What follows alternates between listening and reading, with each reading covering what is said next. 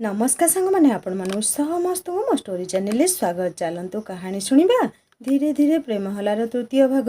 कहानी शुणी सारी सब्सक्राइब करने को केबे भी भूलिबेनी सांग माने। पूर्व भागरे पढ़ी आकांक्षा ठारू आकाश सबू शुणी सारिया परे से ताकू प्रेमर परिभाषा विषय आउ ये दुनिया विषय ताकू कहिसंती।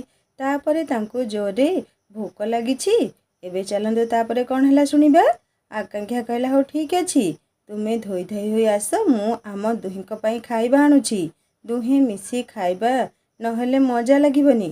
तुमे पुणी से मोबाइल लागिल, जाओ शीघ्र जाओ। आकाश धोई धोई हुई आसीछंती। तापरे दुई जण मिसी खाइछंती। खाइबा समय हठात डॉक्टर को फोन आसीछि। डॉक्टर कहले आकाश तुमे आउ मैडम मिसी आउ गोटे गाँ को जीवो। मु से गाँर मुखिया सहित कथा हो जाइछि। से सबू व्यवस्था करदे बोली मते कहिछंती। किंतु तुमको स्वास्थ्य केन्द्र गाड़ी नहीं पारिबनी, कारण से गाँ को ए गाड़ी जाई पारिबनी, रास्ता बहुत खराब अछि। मु पियन को कहिछि से तुमको बाइक दे देबो। सेथिरे तुमे दुई जण एक सप्ताह पई सेठाकू जीवो। सेठारे रही तुमे सबू रोगींकर सबू प्रकार टेस्ट करिवो। मो पाखको टेस्ट रिपोर्ट व्हाट्सएप माध्यम रे पठाई देबो। एक सप्ताह परे मु सेठा गले रोगी मानकू देखिबी। आकाश कहले हो ठीक अछि सर, रखुछि, शुभरात्रि। आकांक्षा कहला कौन होइछि। आकाश कहले सार फोन करथिले, काली आमको सकाळे आउ गोटे गाँ को जीवाकू पड़िबो। आज एई गाँ रे आमर शेष राति, चल खाई सारी पैकिंग आरंभ करिबा। दुई जण खाई सारी पैकिंग आरंभ करथिले। अल्प समय मध्य पैकिंग सरीगला। तापरे दुई जण अल्प समय विश्राम ने प्रातः सूर्य किरण पड़िबा आगरू प्रस्तुत हो गले अन्य एक कर्मक्षेत्र पाई। ठीक से समय पियनाणी एक बाइक देई करी गला। दुई जण बाइक रे किछि लगे धरी बाहरी पड़िले सेई ग्राम अभिमुखे। एही गाँ ठारू सेई गाँटी प्राय 2 घंटार रास्ता। आज प्रथम थर पाई दुई जण सांग होई बाइक रे गोटे पूरा दीर्घ यात्रा करिबे। से पुणी बाइक रे। सतरे दुई जनक मन खाली नाचु थाए। आकाश कहले तुमे मते धरी करी बस। आकांक्षा कहला ना बाबा ना, मते भारी लाज लागुछि। तथापि मु चेष्टा करुछि। तार इच्छा बहुत थाए धरी करी बसिबाकू, हेले काहेकि केजाणी मन आउ शरीर दुई जण जाक ता हाथ रे बेड़ी पकाई देउथांती। तथापि धरिबो ना धरिबनी एमिति भाबी भाबी आकाश को शेष रे धरी करी बसिला। से भाबुथाए सतरे मु आकाश को सहित बाइक रे पुणी तांकू धरी मु आउ स्वप्न देखुनी तो। एमिति भाबी भाबी आकाश को पिठी रे निज मुंड को रखी देइछि। किछि समय परे आकाश कहले कौन तुमे अछटी, कौन तुमर किछि शब्द नहीं, सोई पड़ल ना कौन। कांगे कहला हाँ मु सोई तो पड़ी नथिली। मो लाजेई मन को आउ शरीर को तुम पिठी ऊपर थोई देइथिली। बाटरे जाऊ जाऊ केते सुंदर दृश्य देखिबा को मिलु थाए। से माने से दृश्य रे निजको हजाई देउथांती। सते जेमिति सबु खुशी से आज पाई जाइछंती। एमिति जाऊ जाऊ गोटिए खाल जगह गाड़ीटी पड़ीगला। दुई जण जाक तले पड़ीगले। आकाश तले पड़ीछंती आउ आकांक्षा तांका उपरे। दुई जनक मुह को चाही रहिछंती। किछि समय पर उठिले। दुई जण जाक कादुआ हो जाइथिले। कौन करिवे, केमिति ए कादुआ रे जीवे से कथा भाबुथांती। चारिआडे चाहिले केउठी हेले पानी देखा जाउ न थाए। तथापि सेमाने भाबिले एमिति जाउथुबा, जेउठी पानी देखिबा सेइठी अटकी धोई धाई हेबा। किछि बाट गला परे एक छोट पोखरीटे बाटरे पड़िला। सेइठी दुई जण जाक अटकिले। गाड़ी रखी गले धोई हेबाकू। सेते बेलकू कादुआ गुड़िक मुहरे और देहरे सुखी गलानी। आकांक्षा मुहरे अधिक कादुआ छिटा पड़िथिला, सेगुड़िक मध्य सुखी जाइथिला।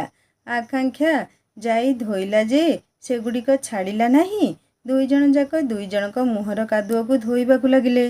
धोइबा समय देह भी ओदा होई गलानी। देह सांगरे प्रेम पानी रे मनटा भी भिजी गलानी। संगे संगे आकाश तांको बाऊ बंधन को आकांक्षा को टाणी आनिले आउ जाबुड़ी धरी पकाइले। धीरे धीरे पानी मारी मुह को धोइबाकू आरंभ कले। आकांक्षा कहला एई मते छाड़, किए काले देखिबो कौन भाबिबो कहिलो। मते छाड़, तुमे मते खाली देखै दियो केउ स्थान रे कादुआ रही जाइछि, मु निजे निजे धोई देबी। आकाश कहले देखिले किए देखू, काहेकि तुमको कौन डर लगुछि कि मु तुमको छाड़िबिनी। एमिति धरी तुम मुहरु कादुआ छड़ेबी, देखिबी तुमे मोर कौन करिबो। आकांक्षा कहला एबे बेसी प्रेम होई गलानी, कौन एते प्रेम तुम भितरे थिला। दिने हेले तो आगरू कहु नथिलो, मते तुमको प्रथमे कहिबाकू पड़िला। एहा कही आकांक्षा तांका हाथरू खसी टिके दूर को पळैला। ଆକାଶ କହିଲେ, ତାହେଲେ ତୁମେ ମୋ ପାଖକୁ ଆସିବନି ତ? ମୁଁ ତାହେଲେ ଯାଉଛି ତୁମ ପାଖକୁ, ତୁମେ ଏଇଠି ରୁହ, ମୁଁ ଯାଉଛି। ଆକାଙ୍କ୍ଷା କହିଲା, ହଁ ତୁମେ ଯାଅ। ଆକାଶ ସତକୁ ସତ ବାଇକ୍ ପାଖକୁ ପଳେଇ ଆସିଲା। ଆକାଙ୍କ୍ଷା ଏହା ଦେଖି ସତରେ ମୋତେ ଛାଡ଼ି ଚାଲିଯିବେ ନା କ'ଣ? ସେ ସଙ୍ଗେ ସଙ୍ଗେ ଆସି ପଛରେ ତାଙ୍କୁ ଧରି ପକେଇଲା। ହଉ ଠିକ୍ ଅଛି, ଚାଲ ମୋ ମୁହଁ ଭଲ କରି ଧୋଇଦେବ। ପୋଖରୀ କୂଳରେ ଦୁଇ ଜଣ ଯାଇ ବସିଗଲେ। ଧୀରେ ଧୀରେ ଆକାଶ ଆକାଙ୍କ୍ଷାର ମୁହଁରୁ କାଦୁଅ ଛଡ଼େଇବା ଆରମ୍ଭ କଲେ। କାରଣ ତାଙ୍କୁ ଆକାଙ୍କ୍ଷାର ମୁହଁଟା ଫୁଲ ପରି ନରମ ଲାଗୁଥିଲା। କାଳେ ଜୋରରେ ଘଷି ଧୋଇଲେ ତାଙ୍କ ଫୁଲର ପାଖୁଡ଼ା ଗୁଡ଼ିକ ଛିଡ଼ିଯିବ। ତେଣୁ ସେ ଧୀରେ ଧୀରେ କରି ସବୁ କାଦୁଅ ଛଡ଼େଇଲେ। ପରିଷ୍କାର ହୋଇ ଦୁଇ ଜଣ ଯାକ ଆଉ ଖଣ୍ଡେ ଖଣ୍ଡେ ଡ୍ରେସ୍ ପିନ୍ଧି ପୁଣି ବାହାରିଲେ ଗାଁ ଅଭିମୁଖେ। ଗାଁକୁ ଯିବାକୁ ଆହୁରି 1 ଘଣ୍ଟା ବାକି ଅଛି। ଟିକେ ଆଗକୁ ଗଲା ପରେ ବାଟରେ ଗୋଟିଏ ଆମ୍ବ ତୋଟା ପଡ଼ିଲା। ଆଉ ସେଇ ଆମ୍ବ ତୋଟା ପାଖରେ ଦୁଇ ଜଣ ଅଟକି ଗଲେ। ଭାରି ହାଲିଆ ଲାଗିଲାଣି। ବସନ୍ତ ଋତୁ ଥାଏ। ଆମ୍ବ ଗୁଡ଼ିକ ଛୋଟ ଛୋଟ ହୋଇ ଲଟକି ଥାଏ ତ କେଉଁଠି ଆମ୍ବ ବଉଳର ବାସ୍ନା ମହ ମହ ବାସୁଥାଏ। ଆଉ ସେଠି ଏ ରାଧାକୃଷ୍ଣ ପହଞ୍ଚି ଯାଇଛନ୍ତି। ଆକାଶ କହିଲେ, ତୁମେ ଟିକେ ଆଗ ଗୋଡ଼ ଲମ୍ବାଇ ଦେଲ, ମୁଁ ଟିକେ ତୁମ କୋଳରେ ମୁଣ୍ଡ ରଖି ଶୋଇପଡ଼େ। ମୋର ସବୁ ଥକାପଣ ମେଣ୍ଟିଯିବ। ଶୀଘ୍ର ଆସ ଆଉ ବସି ଗୋଡ଼ ଲମ୍ବାଅ। ଆକାଙ୍କ୍ଷା କହିଲା, ହଉ ବାବା, ମୁଁ ଯାଇ ଗୋଡ଼ ଲମ୍ବେଇ ଦିଏ, ନହେଲେ ମୋ ଧନ ଆହୁରି ହାଲିଆ ହୋଇଯିବେ। ସଙ୍ଗେ ସଙ୍ଗେ ଗୋଡ଼ ଲମ୍ବେଇ ଦେଲା। ଆକାଶ ଆସି ମୁଣ୍ଡ ରଖି ଶୋଇପଡ଼ିଲେ। ଆକାଶ କହିଲେ, କି ଆରାମ! ତୁମ ଗୋଡ଼ ଉପରେ ମୁଣ୍ଡ ରଖି ଶୋଇଲେ ମୋତେ ସ୍ୱର୍ଗ ସୁଖ ବି ତୁଚ୍ଛ ଲାଗିବ। ଆକାଙ୍କ୍ଷା କହିଲା, ମୋତେ ଆଉ ଏତେ ପ୍ରଶଂସା କରନି ମ, ଶୀଘ୍ର ଉଠ, ଯିବା ନା ଏମିତି ବାଟ ସାରା ଲୀଳା କରି କରି ଯାଉଥିବା। ଆକାଶ କହିଲେ, ତୁମକୁ ଯେମିତି ଜମା ଭଲ ଲାଗୁନଥିବ ଆଉ। ଝିଅମାନେ ଟିକେ ଅଧିକା ଫୁଲେଇ ହୁଅନ୍ତି। ତାଙ୍କର ସବୁ ଇଚ୍ଛା ଥିବ, ହେଲେ ସେମାନେ ପୁଅଙ୍କ ଆଗରେ କିଛି ପ୍ରକାଶ କରିବେ ନାହିଁ। କାହିଁକି ନା ପୁଅଟି ଜାଣିଗଲେ ତାଙ୍କ ସ୍ୱାଭିମାନରେ ଦାଗ ଲାଗିଯିବ। ହଉ ଚାଲ ଉଠିବା। ମ୍ୟାଡ଼ାମଙ୍କ କଥା ନ ମାନିଲେ ସେ ପୁଣି ରାଗିଯିବେ ନା। ଏ ରାଗ ମୁହଁଟା ଦେଖିବାକୁ ମୋତେ ଜମା ଭଲ ଲାଗିବନି। ମୋତେ ସିନା ଭଲ ଲାଗିବନି, କିନ୍ତୁ ସେ ରାଗିଲେ ଭାରି ସୁନ୍ଦର ଦେଖାଯାଆନ୍ତି। କିନ୍ତୁ କ'ଣ କରିବି, ରଗେଇଲେ ବୁଝେଇବାକୁ ଗୋଟିଏ ଦିନ ଲାଗିବ। ମୁଁ ଶୀଘ୍ର ଉଠି ପଡ଼ିଯାଏ। ଆକାଙ୍କ୍ଷା କହିଲା, ୟାଙ୍କୁ ହିଁ କହନ୍ତି ସୁନା ପିଲା। ମୋ ଧନଟି, ଚାଲ ଏଥର ଯିବା। ତାପରେ ଠିକ୍ ଅଧଘଣ୍ଟା ପରେ ଯାଇ ସେ ଗାଁରେ ପହଞ୍ଚିଥିଲେ।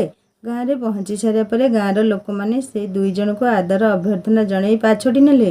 କିଏ ଗାଡ଼ି ହାତରୁ ନେଇ ରଖୁଥାଏ ତ କିଏ ହାତରୁ ଲଗେଜ୍ ନେଇ ରଖିଦେଉଥାଏ।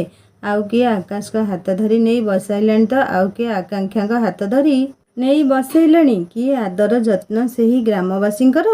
ଆକାଶ ଆକାଙ୍କ୍ଷାକୁ କେବେ ଭୁଲି ପାରିବେ ନାହିଁ ସେ କଥା। ଏତେ ଆଦର ଅଭ୍ୟର୍ଥନା ସେ କେଉଁଠାରୁ ପାଇନଥିଲେ। ତାପରେ ତାଙ୍କ ପାଇଁ ରହିବା ସ୍ଥାନ ମଧ୍ୟ ଠିକ୍ କରାଯାଇଥିଲା। ଗାଁ ପାଖ ସ୍କୁଲ ଘରର କିଛି କ୍ୱାର୍ଟର ଥିଲା। ସେ କ୍ୱାର୍ଟରରେ ରହିବା ପାଇଁ ବନ୍ଦୋବସ୍ତ କରିଥିଲେ। ସେଠି ଗୋଟିଏ କ୍ୱାର୍ଟର ଖାଲି ଥିଲା, ସେଇଠି ଦୁଇ ଜଣ ଯାକ ରହିଥିଲେ।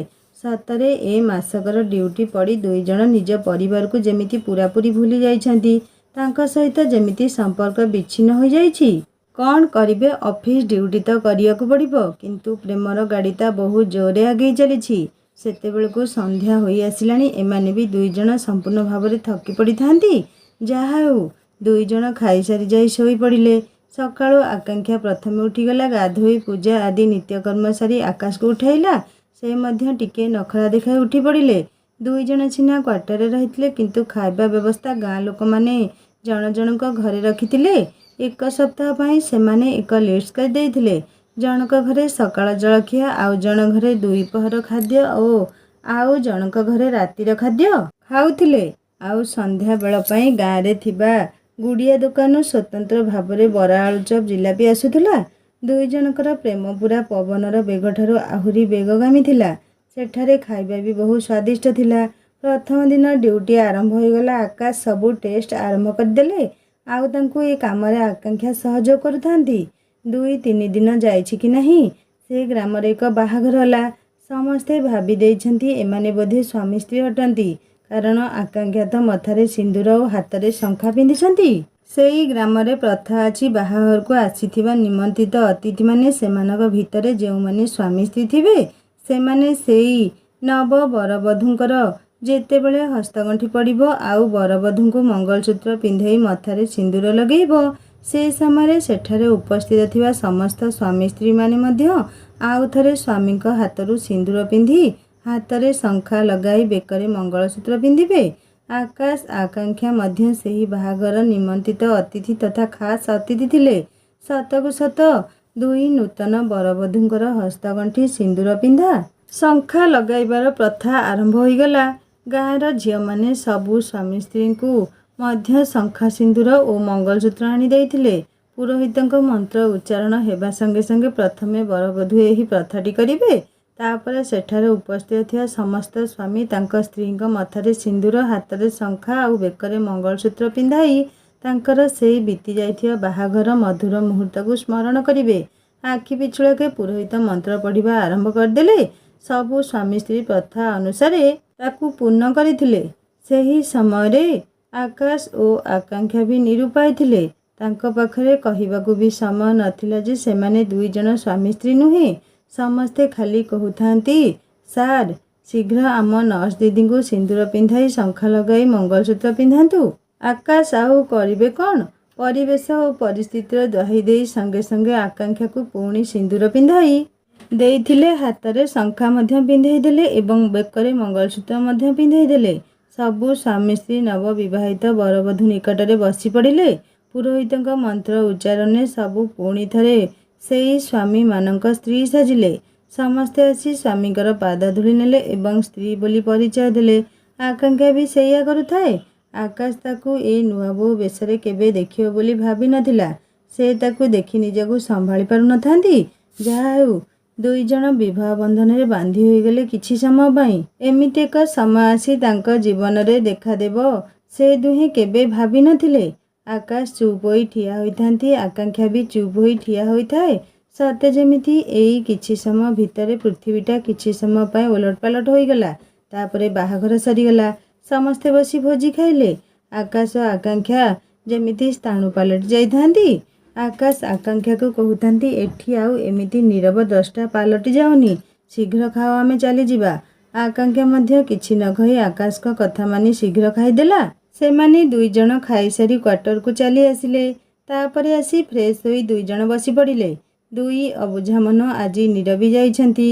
ଆକାଂକ୍ଷା ଫ୍ରେଶ୍ ହେବା ସମୟରେ ସିନ୍ଦୁରକୁ ପୋଛି ଶଙ୍ଖା ଓ ମଙ୍ଗଳସୂତ୍ରକୁ କାଢ଼ି ଦେଇଥିଲା। ଆକାଶ ସବୁ ଦେଖୁଥିଲେ ସିନା କିଛି କହୁନଥିଲେ। ସେ ଆକାଂକ୍ଷାକୁ ବୁଝାଇ କହିଲେ, ଗ୍ରାମବାସୀଙ୍କ ଆଗରେ କେଇ ମୁହୂର୍ତ୍ତ ପାଇଁ ସିନା ଆମେ ସ୍ୱାମୀ ସ୍ତ୍ରୀ ପାଲଟିଗଲେ, ପ୍ରକୃତପକ୍ଷେ କହିବାକୁ ଗଲେ ଆମେ କେବଳ ଦୁଇଜଣ ନିଆରା ପ୍ରେମିକ ଆଉ ପ୍ରେମିକା। ଆଉ ଆମ ପ୍ରେମ ମଧ୍ୟ ନିଆରା। ଆଉ ଆମେ ଲେଖିବା ଆମ ଅଦ୍ୱିତୀୟ ପ୍ରେମ କାହାଣୀ। ମୁଁ ତୁମକୁ ଜୋର ଜବରଦସ୍ତି କରି ମୋ ସ୍ୱାମୀର ଅଧିକାର ମାଗିବିନି। ତୁମେ ବ୍ୟସ୍ତ ହୁଅନା। ଅନିମେଷା ତୁମର ସ୍ୱାମୀ, ସେ ସ୍ୱାମୀ ହେଇକି ରହିବେ। ଏହା ସମ୍ଭବ ହୋଇନଥାନ୍ତା କି ମୁଁ ତୁମ ମଥାରେ ସିନ୍ଦୁର, ହାତରେ ଶଙ୍ଖା, ବେକରେ ମଙ୍ଗଳସୂତ୍ର ପିନ୍ଧାଇ ନଥାନ୍ତି। ଏହା କେବଳ ଆମ ଦୁହିଁଙ୍କର ପ୍ରେମ ବଳରେ ସମ୍ଭବ ହୋଇଛି। ତେଣୁ ତୁମେ ମନ ଖରାପ କର ନାହିଁ। ସେଇ କିଛି ମୁହୂର୍ତ୍ତକୁ ଏକ ଦୁଃସ୍ୱପ୍ନ ବୋଲି ଭାବି ଭୁଲିଯିବ। ଆମେ ଦୁଇଜଣ ଦୁଇଜଣକୁ ବୁଝିଲେ। ତେଣୁ ମୁଁ ତୁମକୁ ପ୍ରେମ କରୁଛି ସତ, କିନ୍ତୁ ତୁମର କୌଣସି କ୍ଷତି କରିବାକୁ ଦେବି ନାହିଁ। ତୁମେ ସେତିକି ମୋ ଉପରେ ଭରସା ରଖ। ଚାଲ ଏଥର ଖୁସି ତ? ମୁଁ ଜାଣିଛି ତୁମେ ସମ୍ପୂର୍ଣ୍ଣ ଭାବରେ ଡରିଯାଇଛ, କାରଣ ତୁମେ ବିବାହିତା। ତୁମେ କାହାର ସ୍ତ୍ରୀ ଆଉ କାହାର ମା' ମଧ୍ୟ। ତେଣୁ ତୁମେ ଜମାରୁ ବି ବ୍ୟସ୍ତ ହୁଅନି, ମନକୁ ଚିନ୍ତିତ କରନି। ଚାଲ, ଆଜି ତ ଆମେ ବାହା ହୋଇଛେ ନା, ଟିକେ ସେଇ ମିଛ ଖୁସିକୁ ମନେ ପକାଇ ସେଲିବ୍ରେଟ୍ କରିବା। ଏଥର ମୋ ଗେଲିଟା ଟିକେ ହସ। ତୁମକୁ ଏତେ କଥା ବୁଝାଇ ସାରିଲିଣି, ତଥାପି ମୁହଁଟାକୁ ଧାନ ଉଷୁଆ ହାଣ୍ଡି ପରି କଇଁ କରି ରଖିଛ। ଏଥର ହସ, ଏଇ ହସ, ହସନ ଟିକେ। ହେ ମୋ ଗେଲି ଏତେବେଳେ ଟିକେ ସ୍ମିତହାସ୍ୟ ଦେଖେଇଲେ। ଆକାଂକ୍ଷା କହିଲା, ଜାଣିଛ, ଏଇ ବାହାଘର ସମୟରେ ମୁଁ ଆଉ ମୁଁ ହୋଇନଥିଲି।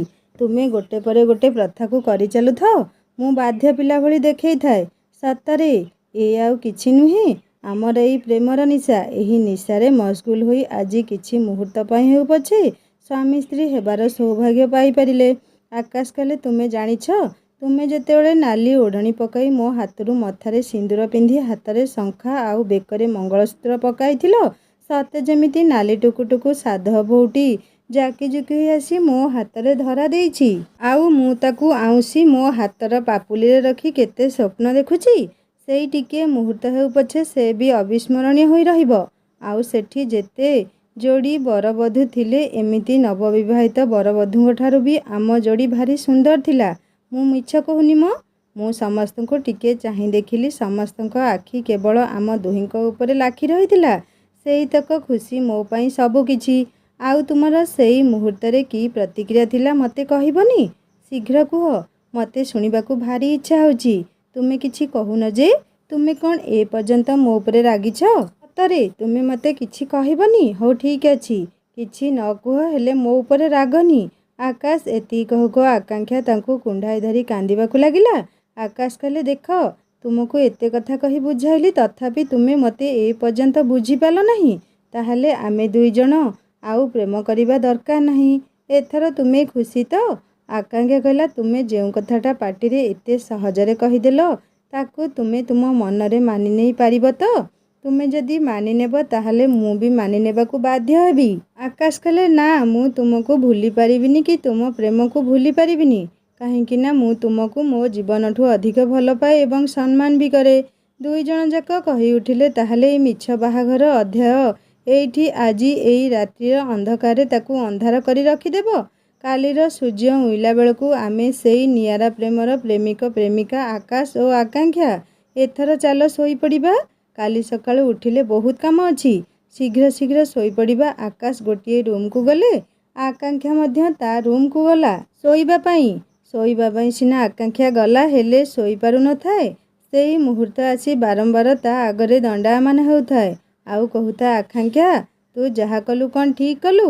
ଅନିମେଷଙ୍କ ବିଶ୍ୱାସରେ ଶେଷରେ ବିଷ ଦେଇଦେଲୁ। ଆକାଂକ୍ଷା ହଠାତ୍ ଚିତ୍କାର କରି ଉଠିଲା ଆଉ କହିଲା, ଚୁପ୍ କର ସମସ୍ତେ, ମୁଁ କାହା ବିଶ୍ୱାସରେ ବିଷ ଦେଇନି। ଅନିମେଷ ମୋର ସ୍ୱାମୀ ଆଉ ଆକାଶ ମୋର ପ୍ରେମିକ। ମୁଁ ଦୁଇ ଜଣଙ୍କୁ ସମାନ ଭାବରେ ଭଲ ପାଏ। ତୁମେ ବାରମ୍ବାର ମୋତେ ଏଇ ଗୋଟେ କଥା କହି ଆଉ ବ୍ୟତିବ୍ୟସ୍ତ କରାଅନି। ଚାଲିଯାଅ ଏଠୁ। ଏମିତି ପାଟି କରି କହିଲା ବେଳେ ଆକାଶକୁ ତା ପାଟି ଶୁଭିଛି। ତେଣୁ ତାଙ୍କ ନିଦ ମଧ୍ୟ ଭାଙ୍ଗି ଯାଇଛି।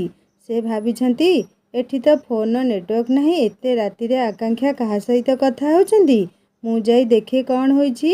ଯାଇ ଦେଖିଲା ବେଳକୁ ଆକାଂକ୍ଷା ପାଗଳିଆ ଭଳି ଗପି ଚାଲିଛି। ଆକାଶ କହିଲା, ଆକାଂକ୍ଷା, ନିଜକୁ ସମ୍ଭାଳ। ତୁମର କ'ଣ ହୋଇଛି? ତୁମକୁ ଏତେ କଥା ବୁଝାଇଲା ପରେ ବି ତୁମେ ବୁଝୁନାହଁ। ତୁମେ ହୋସ୍ରେ ଅଛ ତ? ଟିକେ ବୁଝିବାକୁ ଚେଷ୍ଟା କର। ସେମିତି ଆମ ଭିତରେ କିଛି ହୋଇନାହିଁ। ମୁଁ ତୁମକୁ କହୁଛି ପରା। ତୁମ ଆକାଶ ତୁମକୁ କହୁଛି। ତାପରେ ଆକାଂକ୍ଷା ଆକାଶକୁ ଧରି କାନ୍ଦିବାକୁ ଆରମ୍ଭ କଲା ଆଉ କହୁଥାଏ, ମୁଁ ବୋଧହୁଏ ବଡ଼ ଭୁଲ କରିଦେଲି। ଏ ଭୁଲର ପ୍ରାୟଶ୍ଚିତ ଅଛି ତ ଆକାଶ? ଆକାଶ କହିଲେ, ତୁମେ ଚୁପଚାପ ଶୁଅ। ତୁମର କିଛି ଭୁଲ ହୋଇନି। ତୁମେ ନିଜେ ନିଜକୁ ଟିକେ ସମ୍ଭାଳ। ମୁଁ ବି ବୁଝେଇ ବୁଝେଇ ଥକିଗଲିଣି। ମୋର ଆଉ ଧୈର୍ଯ୍ୟ ନାହିଁ। ଗୋଟେ କାମ କର, ମୁଁ ତୁମ ପାଖରେ ବସୁଛି। ତୁମେ ମୋ କୋଳରେ ମୁଣ୍ଡ ରଖି ଶୋଇଲ। ତୁମର କିଛି ହେବ ନାହିଁ। ଆକାଂକ୍ଷା କହିଲା, ଆକାଶ, ତୁମେ ସତ କହୁଛ ମୋର କିଛି ଭୁଲ ନାହିଁ ବୋଲି? ତାହେଲେ ମୁଁ କାହିଁକି ଶାନ୍ତିରେ ଶୋଇପାରୁନି? ଆକାଶ କହିଲେ, ତୁମେ ଚୁପଚାପ ଶୁଅ ତ ଆଗେ। ତାପରେ ଆକାଂକ୍ଷା ଆକାଶଙ୍କ କୋଳରେ ମୁଣ୍ଡ ରଖି ଶୋଇଲା। ଆକାଶ ତାକୁ ଆଉଁସି ଦେଉଥାନ୍ତି ଏବଂ ଚାହୁଁଥାନ୍ତି ତାର ସେଇ ନିରୀହ କାନ୍ଦ କାନ୍ଦ ମୁହଁକୁ ଆଉ ଭାବୁଥାନ୍ତି, ମୁଁ କ'ଣ କରିବି? ମୁଁ ତ ତୁମକୁ କେବେ ଭୁଲି ପାରିବି ନାହିଁ। ନହେଲେ ମୁଁ ତୁମକୁ ସଫା ସଫା କହିଦେଇଥାନ୍ତି। ଆମର ଏ ପ୍ରେମ କାହାଣୀ ଏଇଠି ଶେଷ କରିଦେବା। ମୁଁ ଜାଣିଛି ତୁମେ ବହୁତ ଭଲ ଝିଅ, କିନ୍ତୁ କ'ଣ କରିବା? ପ୍ରେମ ତ ହୋଇଯାଇଛି। ସେହି ପ୍ରେମର ଦୋହାଇ ଦେଇ ମୁଁ ତୁମକୁ କିଛି କ୍ଷତି କରିବାକୁ ଦେବିନି। ଏମିତି ଭାବୁ ଭାବୁ ଦେଖିଲା ବେଳକୁ ଆକାଂକ୍ଷା ଶୋଇପଡ଼ିଲାଣି। ଆକାଂକ୍ଷାକୁ ଶୁଆଇ ଦେଇ ସେ ସେହି ପାଖ ଟେବୁଲ ପାଖରେ ମୁଣ୍ଡ ରଖି ଶୋଇପଡ଼ିଲେ। ସକାଳ ହେଲା। ଆକାଂକ୍ଷା ଉଠିଲା। ଉଠିକି ଦେଖିଲା ଆକାଶ ତା ରୁମ୍ରେ ପାଖ ଟେବୁଲ ଉପରେ ମୁଣ୍ଡ ରଖି ଶୋଇପଡ଼ିଛନ୍ତି। ତାକୁ ବହୁତ ଖରାପ ଲାଗିଲା। ମନେ ମନେ ଭାବିଲା, ମୋ ପାଇଁ ଆକାଶ କାଲି ରାତିରେ ଠିକ୍ରେ ଶୋଇପାରିଲେ ନାହିଁ।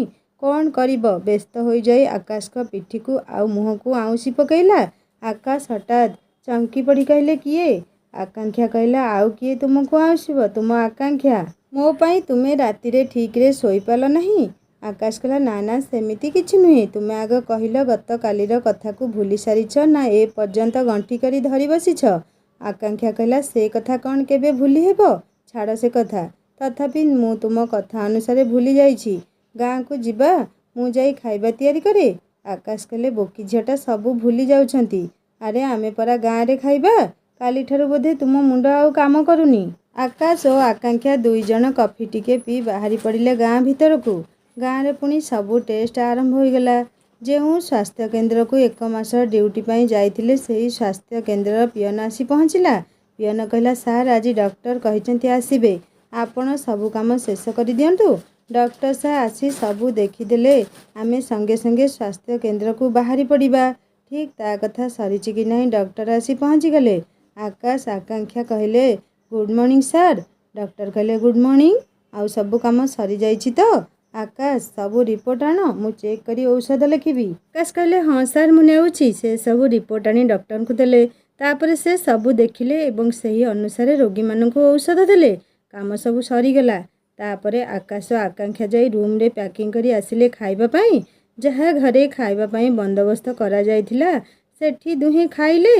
ग्रामवासी मानक ठारू विदाय नहीं समस्ते बाहरी पड़िले। ग्रामवासी माने आकाश और आकांक्षा उपरे खुशी होई सेमानु किछि उपहार मध्य देइथिले। एगुडी कहानी समस्ते आसिया पाई बाहरी पड़िले। आगरे डॉक्टर को स्वास्थ्य केन्द्र पियन नेउथाए। पछरे आकाश और आकांक्षा आसुथांती। आकाश टे धीरे धीरे गाड़ी चलाउथांती। आकांक्षा कहला कौन गाँ को आसिया बेलर स्मृति सबको मने पकई पकई धीरे धीरे गाड़ी चलाउछ।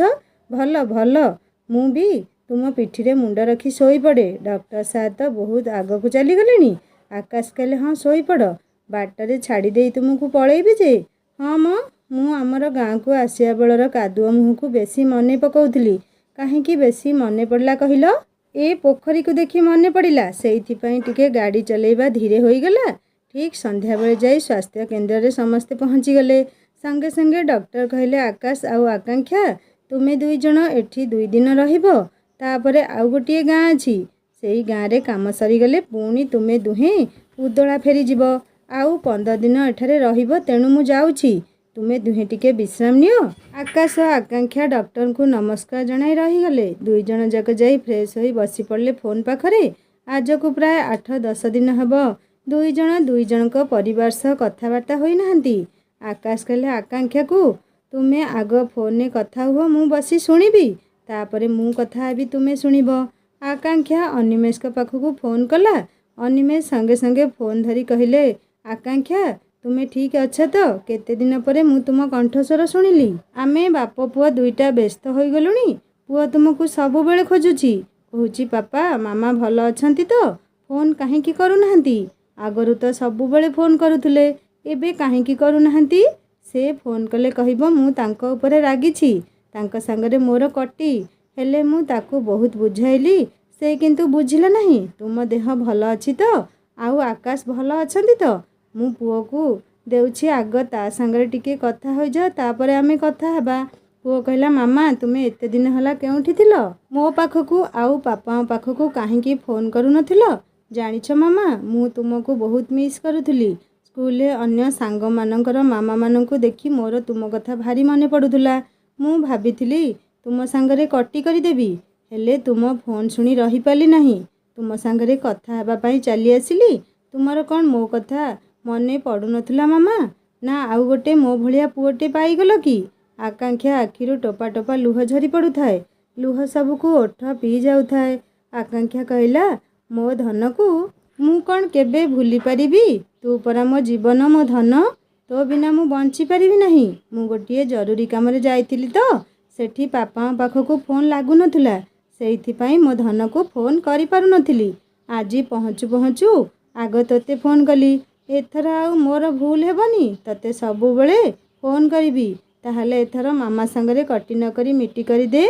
मु घर को गला बेले तो पई किते नुआ नुआ चॉकलेट नेबी। एथर खुशी तो मो धन मते गोटे पपी देई देबो। वो कहला मामा तुमे वीडियो कॉल कर मु तुमको देखी करी पपी देबी। शीघ्र कर मु तुमको देखिबी। आकांक्षा कहला हो करूची धन टिके रह।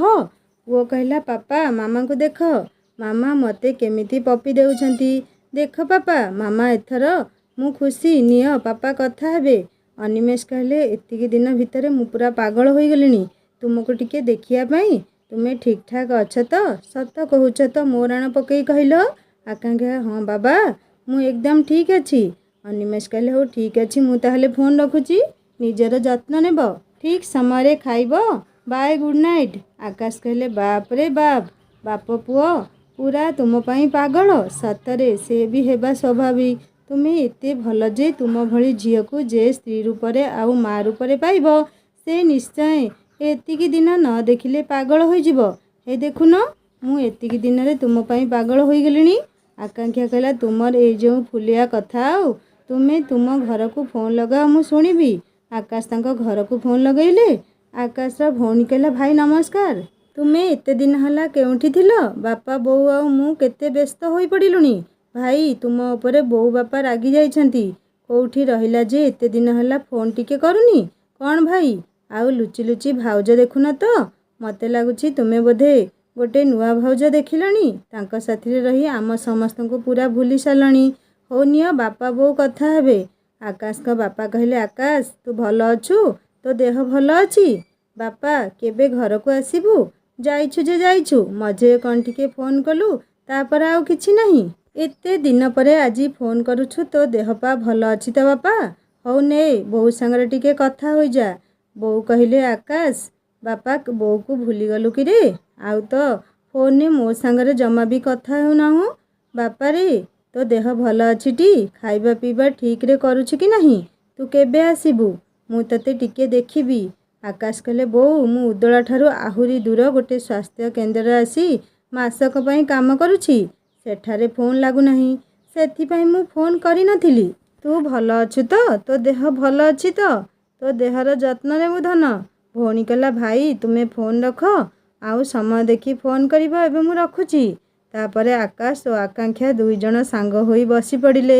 ଆଉ ଦୁଇଜଣ ଦୁଇଜଣଙ୍କ ଘର କଥା ସବୁ କଥା ହେଲେ। ଆକାଶ କହିଲେ, ଜାଣିଛ ଆକାଂକ୍ଷା, ବାପା ବୋଉ ମୋ ପାଇଁ ବହୁତ ବ୍ୟସ୍ତ। ଖାଲି ଘରକୁ ଯିବା ପାଇଁ କହୁଛନ୍ତି। ଏଠୁ ଗଲା ପରେ 2-3 ଦିନ ଛୁଟି ନେଇ ଘରକୁ ଯିବି ବୋଲି ଭାବୁଛି। ଆକାଂକ୍ଷା କହିଲା, ଅନିମେଷ ପୁଅ ବି ମୋତେ ବହୁତ ମନେ ପକାଉଛନ୍ତି। ମୋର ବି ସେମାନଙ୍କୁ ଦେଖିବାକୁ ଇଚ୍ଛା ହେଉଛି। ମୁଁ ବି ଗଲେ ନିଶ୍ଚୟ ଘରକୁ ଯିବି। ପୁଅ ପୁଣି କହୁଛି ତା ପାଇଁ ଚକୋଲେଟ୍ ନେବା ପାଇଁ। ଗଲାବେଳକୁ ଯେମିତି ହେଲେ ଚକୋଲେଟ୍ ନେବାକୁ ପଡ଼ିବ। ଆକାଶ କହିଲେ, ହଉ ଛାଡ଼ ସେ କଥା, କ'ଣ ଚାଲ ଖାଇବା। ଖାଇସାରିବା ପରେ ସକାଳୁ ଉଠିଲେ ପୁଣି କେତେ କାମ ଅଛି। ତା ପରଦିନ ସକାଳ ସୂରୁଜ ଉଇଁଲା। ସକାଳୁ ସକାଳୁ ଦୁଇଜଣ ନିଜ ନିଜର ନିତ୍ୟକର୍ମ ସାରି ଭାବିଲେ, ଆଜି ସ୍ୱାସ୍ଥ୍ୟ କେନ୍ଦ୍ରରେ କିଛି ସେମିତି କାମ ନାହିଁ।